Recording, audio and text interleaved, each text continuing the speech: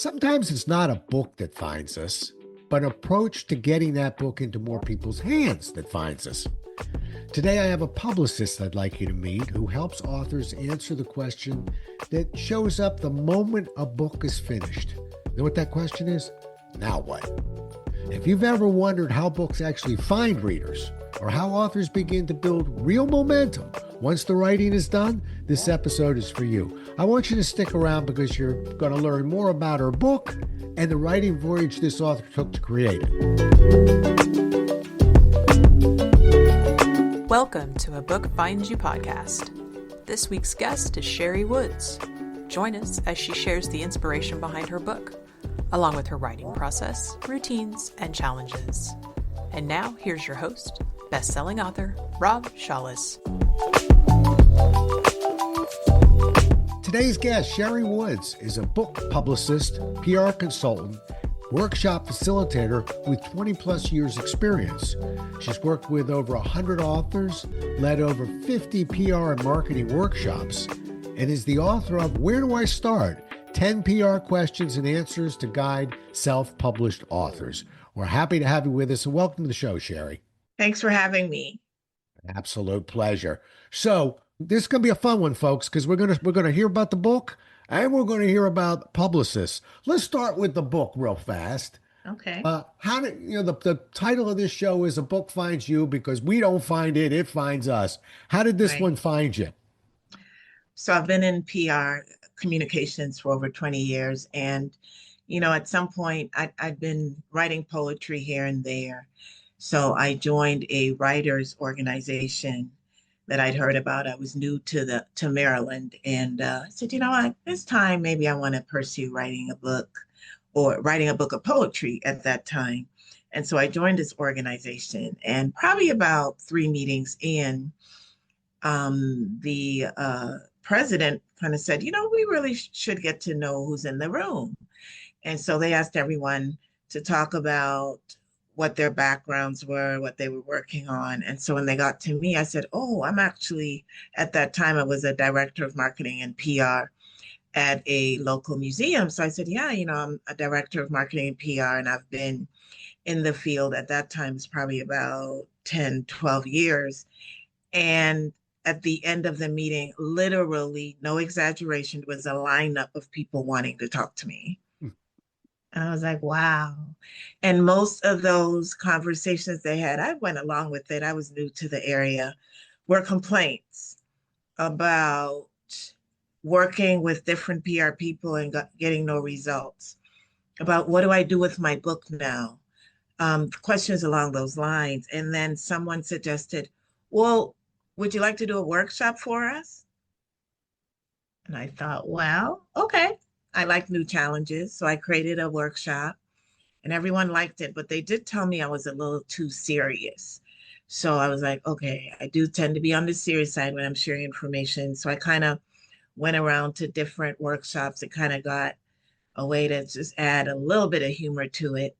And so that happened. I thought that was a one-off, but then I was in this other writing group after that, and they found that out that I do PR for a living and that I'd done a workshop. So they asked me to do the workshop for them. And then someone in the group told, I'm in the DMV area, told the DC public library system, they were having an author festival, and they told them about me, and I got a call and they asked me to do a workshop. And I thought, okay, 20, 30 people. Well, when I did the workshop, there were literally about 80 people in this auditorium.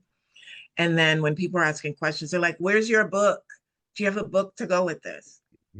So hence, I always say, I feel like I was invited to become a book publicist, never sat back and thought, I want to be a book publicist, but it's more happenstance. But I followed I responded to the request. And so here I am.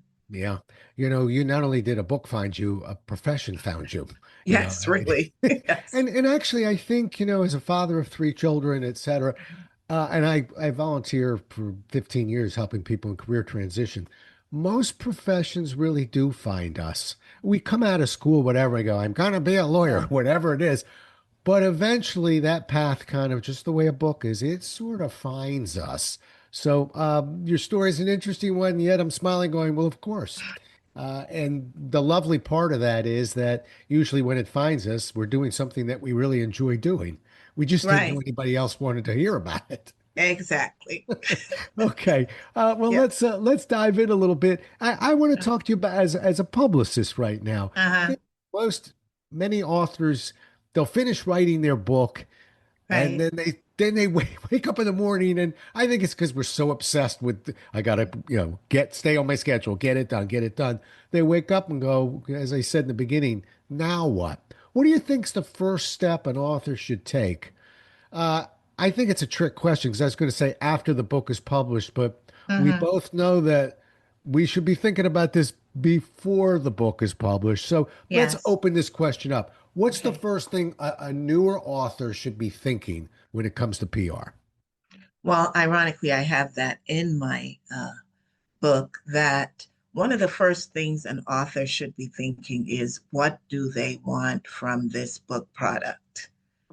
Now, is it, and I think there's research that's been done.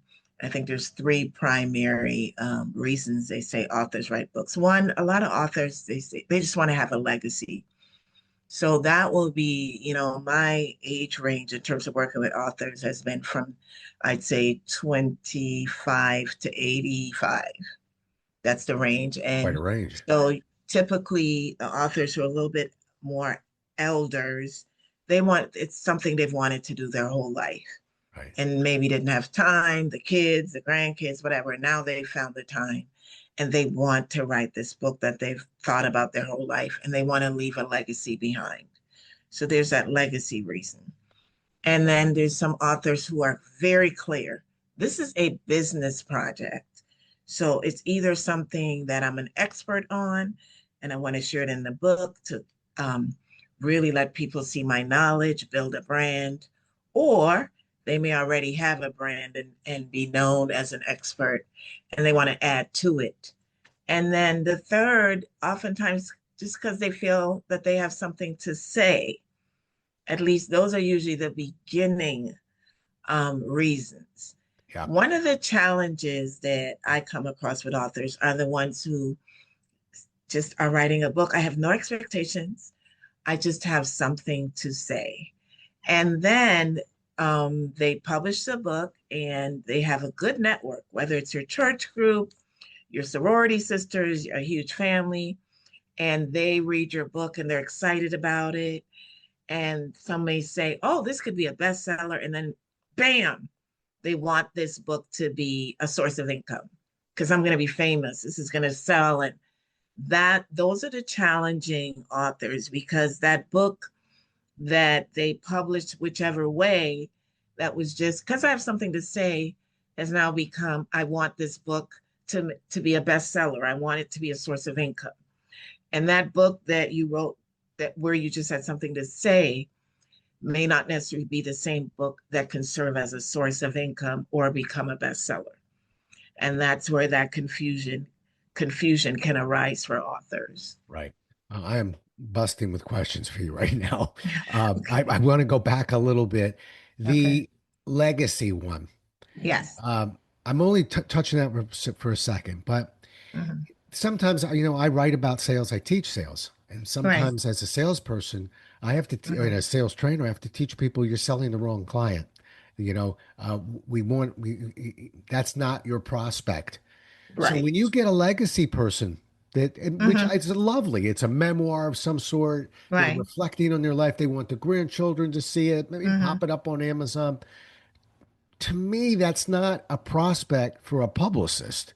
Do you ever turn this or convince me that it is? In other words, my Okay. folks, I got to tell you, I watch my guests, and Cherrie is looking up, going, "No, don't be so sure, Rob." So tell me where I got that wrong. Why would a memoir from someone who wrote it as a memoir want to hire a publicist?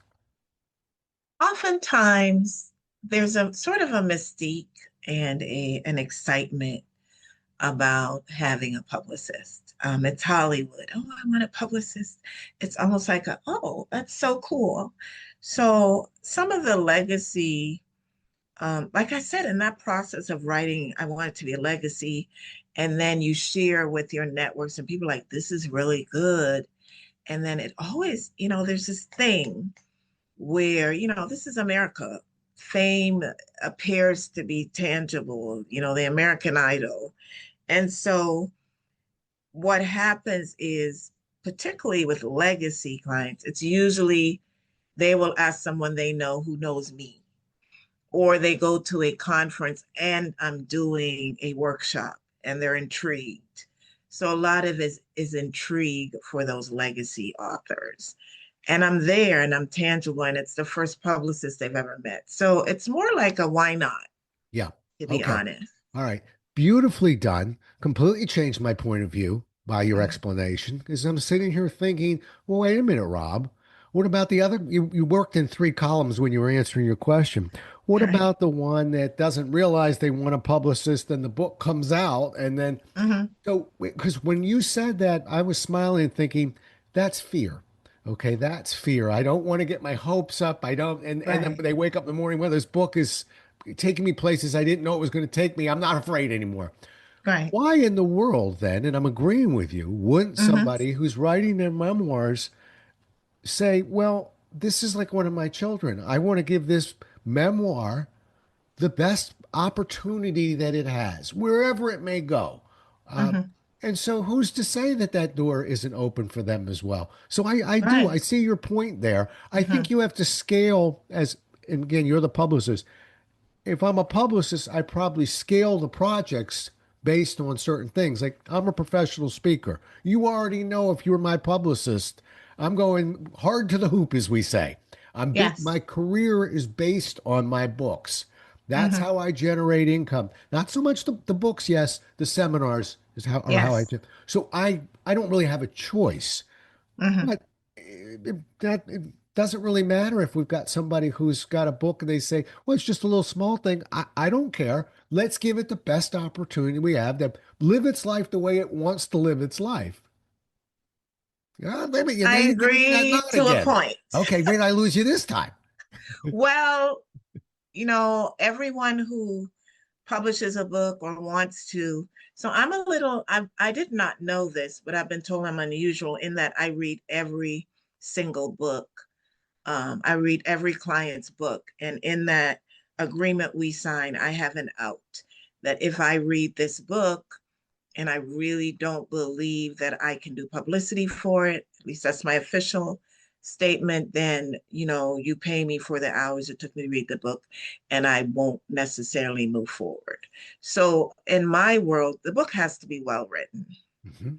And secondly, there has to be a larger message. So I've had, as I'm reading the book, it's well written, it's edited well, but I'm also thinking about that story. And I'm also thinking about my client because we're in a time now where everyone wants to know the author.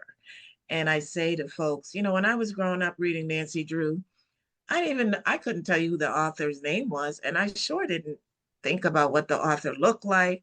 I didn't ever expect to meet the author. We didn't have the internet then. But now, in this busy world of books, there's this need for a personal connection to the author.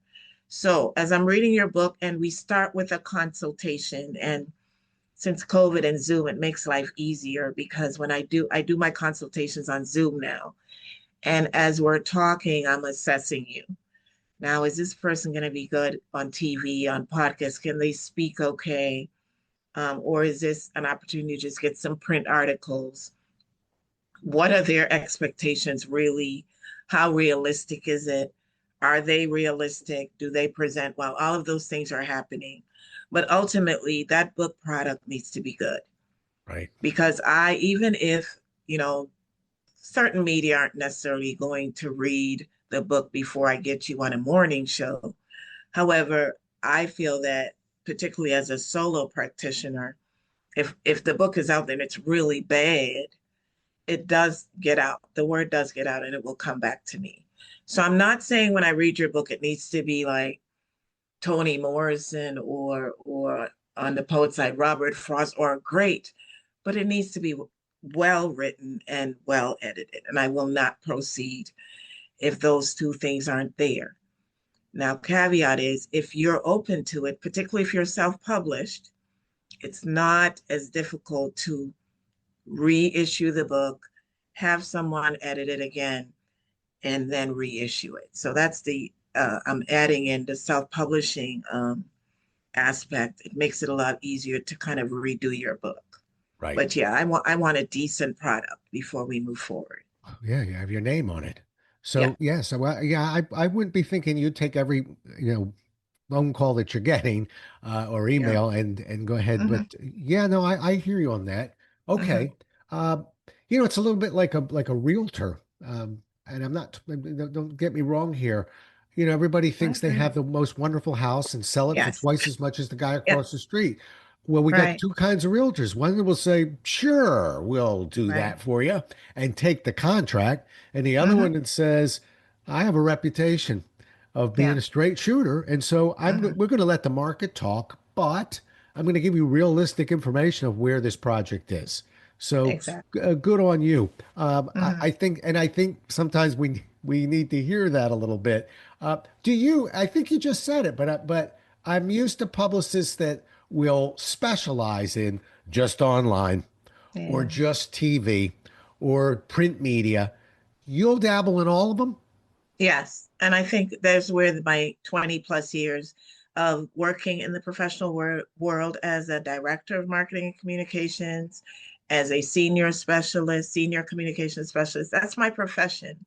So the book publicity is a subset of the profession that I already know about, that I'm comfortable in all those spaces that I've had to maneuver and practice. So it's not unusual for me. I kind of know all the TV mediums and which fits. And because, again, in the market I'm in now, I came here as a director of marketing and PR. And I also had a second position as a director of marketing communications. So I know the media really well and I understand it. So, Good. Well, yeah. we're hoping you do. We Yes. got our fingers crossed. Uh, you know, it's interesting with publicists. Hmm. There is this mystery of cost. There are Yes. some publicists that are paid per play, although we don't see a ton of them anymore, but I know they're Right. out there. Hmm. And folks that if I get, and by the way, you're the pro. Correct me if I'm wrong. I just want to do it quickly. Hmm. A pay per Okay. play means if I get you on the Today Show, it'll cost this much. Right. Whereas the publicists that I typically use are, we're going to run a 6 month campaign and Yes. we're all over the board. But here's a Yes. question for you. I want to see if I've Hmm. got my information right. So, quiz question Okay. for the publicist. Here we go. Uh, I was told there was one particular magazine, there's probably more than one, but I got one in my mind that Hmm. is a really good get for an author. And actually, I'm a Okay. business author, so it's going to change a little bit. A lot of Right. people who are listening to this show are actually non are fiction authors. Hmm. But are there so let's open it up to a couple. Are there a Okay. couple really good gets in terms of print media that where people buy books? And Cherrie, the reason why I'm asking, she's thinking, the Hmm. reason why I'm asking is first time I ever got bumped into a publicist that I hired, I was all over the Today Show. I wanted to be on the Today Show. Put me on the Today Show. Right. She said, I can put you on the Today Show. But you told me earlier you wanted to sell books. And and she said that today's show is really nice for your friends and families, but they don't necessarily, it's not an audience that buys books. So do you see where my question is now of Yes, let's get I out of understand. that and who's buying books that we should be looking for? Your network really. Start with your network, start with your local area, start with your church, your your family, even if a lot of clients complain that their family buy buys their books and never reads it. Um, make sure you're online. I guess I see it as a very holistic process. So even if I'm a publicist, I'm not strictly saying let's do get you on media. It'll be, and I time it right. So maybe we'll get you on the morning show in your city, but it'll be based on the fact that we've already booked an event at a local bookstore. So that when you get on the morning show and they're talking about your book, oh, I have an event coming up in 2 weeks. That's a path. And Yeah. also, so we have a print publication also talking about your event. And then, so I like to build, particularly first time out, I like you to have an event scheduled, and then all the publicity is driving to that event. And that to me makes it more tangible. So I always say to folks, start where you are. And I think particularly because of the internet, eventually we don't know if that local show based on the topic of your book could end up showing in another outlet in that same, you know, media outlet ownership. It depends. There's that chance though. And I guess the internet opens up that door. But always start where you are. Start getting media, start being known locally, and then branch out. People typically want to start way over here, but that's not how it works. Start where you are, build that audience, be seen, do things in your region, and become known, and use your social media simultaneously. So I don't see it as a one note. It's very holistic. Your social media, your events, your media outlets, be it print, broadcast, online, podcast, do it simultaneously, but time it right. So if I also schedule events for my clients. So if we have an event, excuse me, She's drinking water, folks. just water. Now she's laughing. So if we have an event May 1st, then I backtrack it 3 months and we work towards that. Where are we going to announce it? What's the social media schedule going to look like? When are we going to get media timed? What maybe we get some marketing pieces in there. Where are you going to submit flyers, e-flyers, or are there areas in your neighborhood where you can have actual postcards? So it's very holistic. And typically, for the average client that I have, we start with a 3-month contract. And in there, I know if I decide to work with your book, I pretty much know who I can get coverage for you with and which events, because I have those connects, would fit your book. So in those 3 months, we build a momentum, we get you some publicity, we get you out there. And then after that, sometimes clients will do another 3 months, or sometimes if they're really ready, we just go on retainer, because some people get it. And when they work with me, I also, maybe because I do workshops as well, I educate my clients because I don't have the clients that have the big bucks. So they're going to learn with me how to do some things on their own. And then the things they can't do on their own, that's where the retainer comes. Right. So maybe they need me to write a press release, That's just what but they now, they've done this event. And at this event, they met 4 people who told them about 3 other events they could do. Right. But the key is to get clients out there mixing with other authors, because that's a good resource right there. Yeah.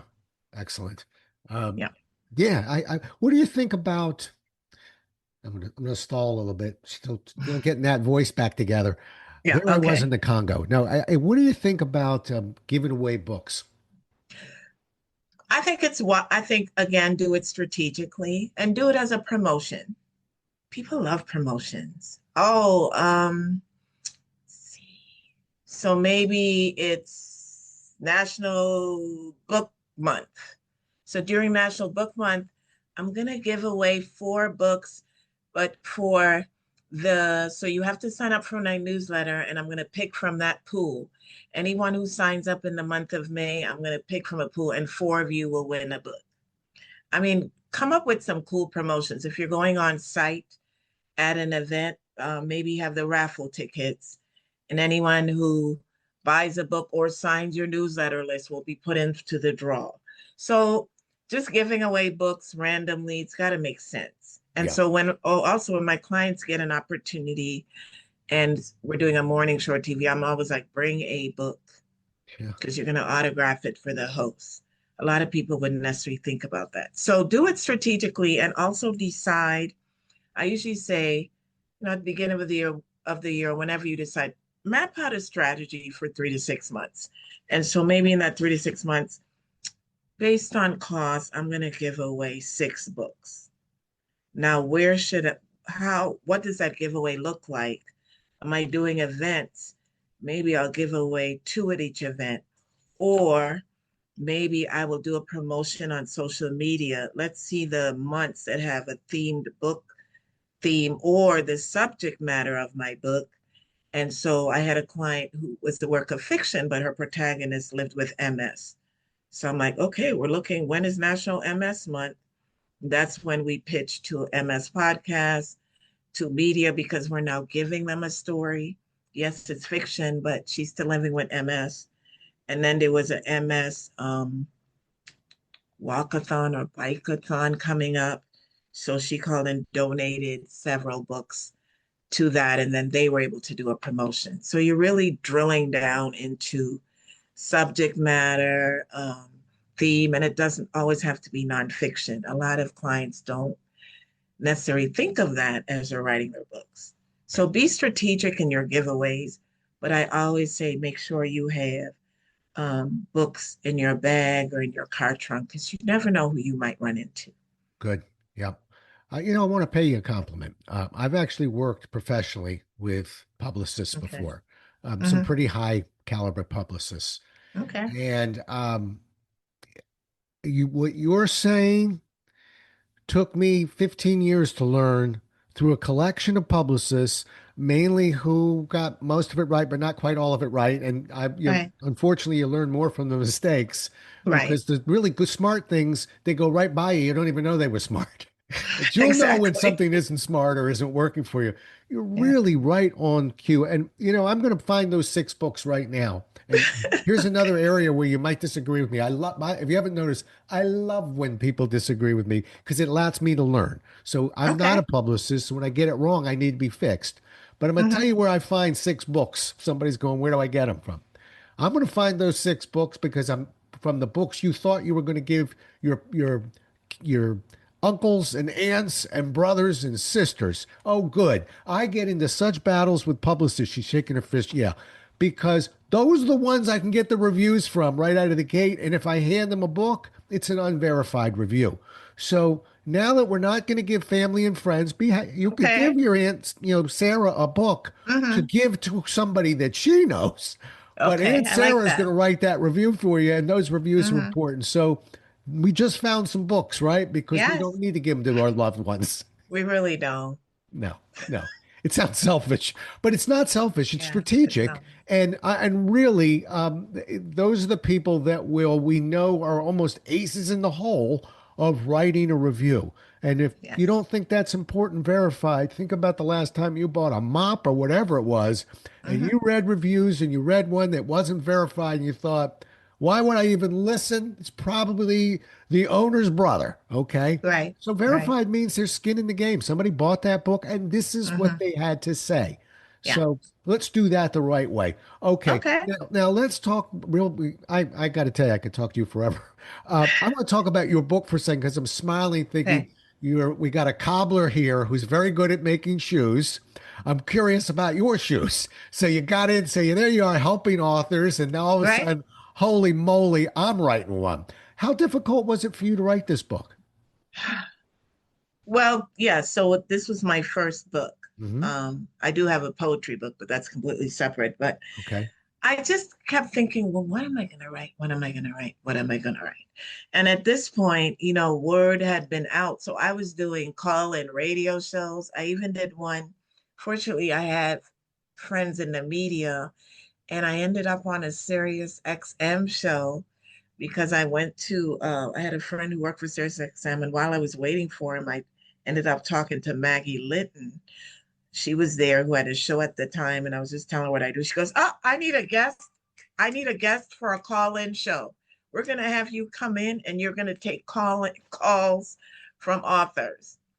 So I started to realize that every time I did a radio show or I did a workshop, there were pretty similar questions. So I was like, oh gosh, you know what? I'm going to do a Q&A book. So when I thought, and then I'm going to do what I tell my clients, make the name of the book say what's in the book. So where do I start? 10 PR questions and answers to guide self-published authors. And at that time, most of my client base were self-published. So I'm like, well, once they post this book, everyone knows what's in it. And so I found the 10 most frequently asked questions, and I did my research and I answered those questions. And that was how I decided. See, it found you. It almost got Yes, forced upon you, but it did find you. It it was did. like biting your leg, but I'm down here. Come get me. Yes, All right, yes. here's a question for you then. Hmm. Of the 10 questions, PR Right. questions, and I can Hmm. answer this in my topic. When people ask Okay. me about sales, I could say, "Oh, this is the number one." I mean, the other 9 are important, but this one I hear a lot. Cherry pick one. Tell me which one you think is perhaps, if not the most asked, the most important. She's thinking. What is your book genre? Oh, that throws people, huh? Yes, it amazed me. And again, remember initially I was working with primarily self-published authors. So what is your book genre? What is a genre? Would be a response. And I Right. was like, wow, I had no idea that even at that level, and I'm not saying it because if you don't know, you don't know. And I always believe there's no dumb question. But I was like, wow, people didn't know what a genre was. Wow. So again, I put that into my workshops. I don't ever assume that folks know, but that was the word genre would come up, and a lot of authors didn't know what a genre was. Right. So yeah, I had to really include that in the book because I want authors, I always say you have to learn the language of the field that you're in, and you need to learn the publishing language so that when you're out here looking for services from others, they don't think, oh, they don't know anything, fake, what is that? Fake it till you make it. Learn the language of publishing. And so those are the things, that's something that kind of floored me. Yeah. Um, that was like the biggest thing. And Sherry, let because, me cut in on you for a second. yeah. I Hmm. think if they're not self-published, they'll know Yeah. what genre Yes. means. Yes. Okay. So outside of that, Yeah. Well, while you're how do thinking, you build an author platform? all right, that's a very big question. That could be a book in itself, by the way. Right. How many Right. pages did that one take you to answer? Yeah. How do you That's a build an tough one. author platform? Yeah. Yeah. It's a tough one. Yeah, particularly And when we realize that one size is not going to fit all on that exactly. platform. Oh, And it wow. feels overwhelming Yeah, to most authors because they're like, oh, I need to have, when they're at the beginning, oh, how am I going to have millions of followers, or social media is overwhelming. I can't do all of it. What is, and I would always bring things down. And I had this conversation last week with someone. I'm like, you don't have to be on every social media channel. Who is your target reader? And so if your target reader isn't on TikTok, IG, or whichever, so many other options, then maybe you don't need to be there. right. Maybe you need to choose the medium or the channel that your target reader, target customer is on and really focus in there. Yeah. Well, you know what you're doing as an Yeah. author and as a speaker. You know that the Hmm. secret really is this. Yeah. I think. Shh, Hmm. don't tell anyone. But the secret is from a good author, a good speaker is Yes. taking something difficult and making Yeah. it easy. And it, Yeah, yes, right. Because people exactly. go, "Yeah, well, that story's been told, but why is that person so successful? Because they learned how to They tell it simplify so it. that Yep. everybody could understand it. Okay, they Exactly. simplify, and there's a science to that. It's like playing a Yes. musical instrument. You don't learn that Yes. song going through the book twice. You really have to Yep. wordsmith it and figure it Hmm. out. But Yes. I think that's what, and that's I even like the title of your book because this could be War and Peace. This could be a really big book, and yet you're basically saying, look, I'm going to take the Yep. few from the many, and I'm Yes. going to simplify my responses for them so you get it. And quite frankly, I don't know a topic. If you give me the 10 biggest questions and I understand the answers, where I'm not ready to go on that topic. You know? And then I made sure, Yeah. because again, I'm writing from a place of knowledge. So again, I do well, I read the publishing books too, and I know what to do. So I had 5 authors, 2 were former clients, and 3 read my book as beta readers. And some of them came back with, I remember this one that I thought was so straightforward. Where should you try to get reading opportunities? And that one got a lot of feedback because they wanted me to break it down. So I would say, well, stop by your local bookstore and leave a postcard if you don't want to leave a book. You don't always want to leave a book if you can, and say, I'm really interested. I shop here. I go, usually do it after you bought something. And then someone came back and said, well, but how many times should I follow up once I leave the postcard? I hadn't even really thought that through. They said, should I go every week? Should I go every month? Should I go? And I was like, wow, they wanted that level of detail and explanation. So I said, I wouldn't do more than bi-weekly. I think if you're there every week, you're a pain in the butt. I'd say at least once a month. But if you're there regularly, just stop by and be casual about it. But right. So I hadn't thought of, people want that level of detail. So it was great to have, once it was edited, great to have that feedback because I needed to add in more detail. People wanted step by step. And I thought that was really great. Really good. And I commend you. It's one of my weaknesses as a writer, not big on beta readers. And that puts me in a minority, and I don't need to be convinced how wrong I am, but I struggle with it because I take the reading seriously, and sometimes I'm not sure where our beta readers are coming from. That's another topic, folks. But keep in mind too, you're getting they're beta readers. So not all the feedback from every single beta reader is necessarily accurate either, and their take on it. So don't get too invested, but take it for what it's worth. Yeah, well, I'll give you a 10-second story and we'll wrap up. I fell out of love with beta readers. I'm conventionally published when I had a beta reader read my book with a major publisher and wrote on the first page, if I wasn't being paid, I wouldn't have read past the second sentence. This book makes me want to throw up. Now that's one sentence in. Okay. So you see there, we sometimes we have to vet those beta readers out. Anyway, exactly. Look, we could go on and probably should, but I've got to bring us in for a landing. How do people get a hold of you? How do people get a hold of me? I am an email fanatic, social media. So I would say I love email still. Cherrie at eclecticpr.com, eclecticpr.com. I'm on IG under Cherrie Woods. I'm on Facebook under Cherrie Woods. I'm even on TikTok under Cherrie Woods. But yeah, that's the best way to email or go to my website. There's a contact page, eclecticpr.com. And I will say this, if you decide to work with me, I pretty much start every single potential client campaign with a consultation. And it is a paid consultation, but I have yet to ever get a negative feedback because those 30 minutes on Zoom are all about you. Good. And we really dig deep in it, and it's really worth your while. It kind of helps you learn my style and what I bring to the table, and it helps you as well. So perfect. That's how you get a hold of me. I think they got a taste of this just now, really. I want to say it again.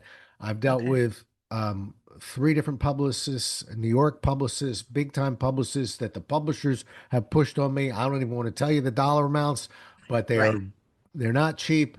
And your answers are so straightforward and so on point, including cleaning up a little bit of my mess. I really appreciate it. And I think that people should, if you're looking for a publicist, minimum, go ahead with the consult. I think that's a smart move. I want to thank you for being on the show. Are you going to say one more thing? Can I say 2 things really quick? 2 things. Go ahead. I'm working on my second book, and I think it's going to be called Confessions of a Book Publicist, and it'll be funny and educational. And 2, this just happened recently at the AWP Writers Conference, which was in Baltimore, Maryland. I met Jane Friedman, who I absolutely love. We talked, we exchanged cards. I couldn't believe she won my card. And she has added me to her resource list on her website, janefriedman.com. I am under resources, and I just feel so legitimized right now. I'm looking at her, and she looks very legitimized. All right. I'm glad we got that in. I want to thank you for being on the show. Thanks for having me. And thanks for sharing your knowledge with us. It's important for this audience. So I'm grateful. Thank you, Cherrie. Thank you. You bet. Well, we'll do it again as well as we can next time, everybody. Until then, stay safe.